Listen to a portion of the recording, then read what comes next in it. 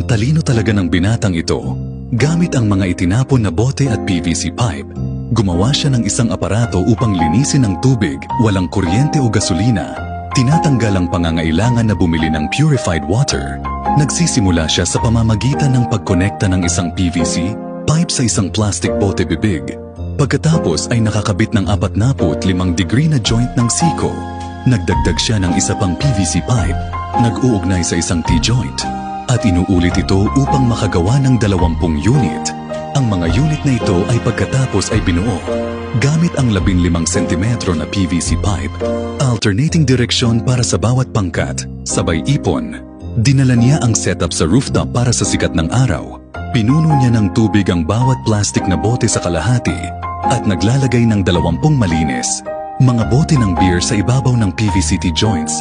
Ang aluminum foil ay nakabalot sa mga plastic na bote upang ipakita at dagdagan ang pagtulong sa init at pagsingaw.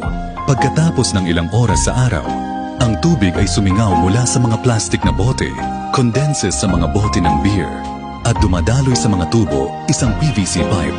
Iniiwan ang purified water sa isang lalagyan. Sa loob ng bahay, ito ay makabago. Aparato sa paglilinis ng tubig na walang kuryente. Ipinapakita ang kahangahangang kakayahan ng binata at pagkamalikhain.